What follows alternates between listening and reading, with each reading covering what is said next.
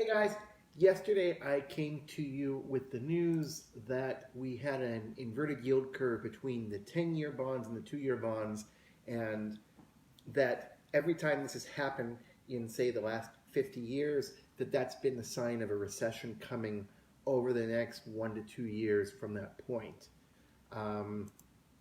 So wanted to just check back in with you today and let you know that as of the close of the markets today, those yields are no longer inverted. The 2-year closed a little bit lower than the 10-year, but even still, every other time that's happened, going back 50 years, we end up in a recession at some point in the next year or two after that point. So that doesn't mean we're going into a recession today, and it doesn't mean the world is ending.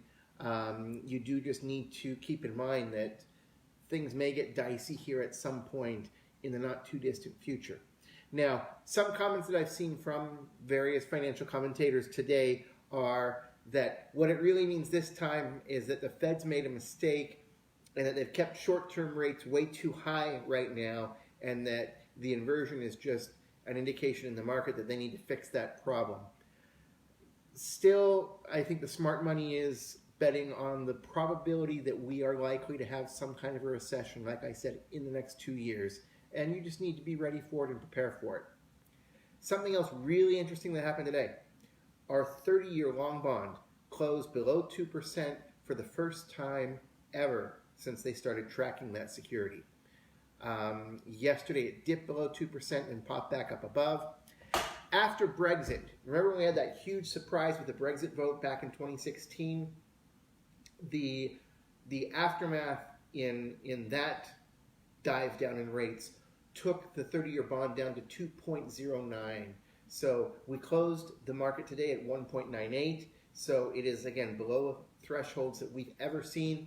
And it's further indication that people are putting the money to bonds as a flight to quality, which is going to give us the opportunity to have lower interest rates and potentially give some of you the opportunity to save a lot of money on your home going forward. Okay, so what does that mean? One thing that's really important, this entire market is going to take a long time to play out.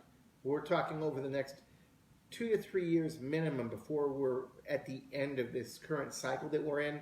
And from time to time, you may see rates pop up a little bit, but then they're going to likely go back down, and they're going to be trending downwards throughout the entire time that we have this going on.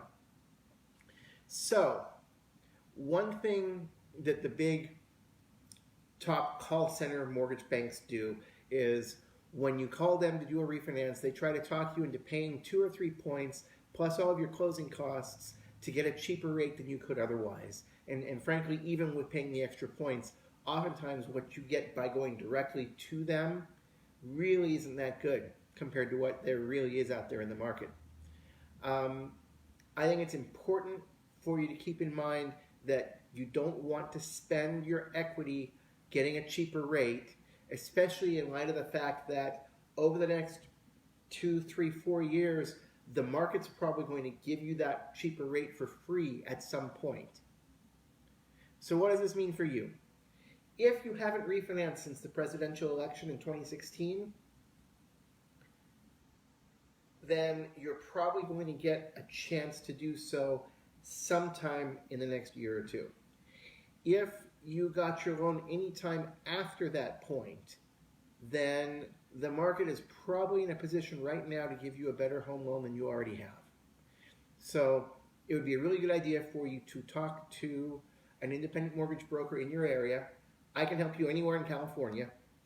For my friends who are in other areas of the country, I have a network of independent mortgage brokers all over the country. One of them's close to you. One of them can help you. You can reach out to me and use me as a resource to find what it is that you need. Now, a lot of my contacts are CPAs, financial planners, enrolled agents, basically some kind of trusted advisor, financial professional. And it's really important that you reach out to your clients and make sure they're aware of what's going on and they don't fall into a trap of paying too much to get a loan that's still going to be temporary because rates are going to drop even more. Now, what I do for people, I have a patented tracking system that I use. Most of my long-term clients who have 30-year fixed rate mortgages are in the threes, and they got in there back in 2016. The ones that are on 10 and 15 years, most of them are below 3% right now, but they also got that back in 2016. So just keep in mind, this is a marathon, not a sprint. If you can save money now and not pay anything to get the cheaper rate, it's a good idea to do it.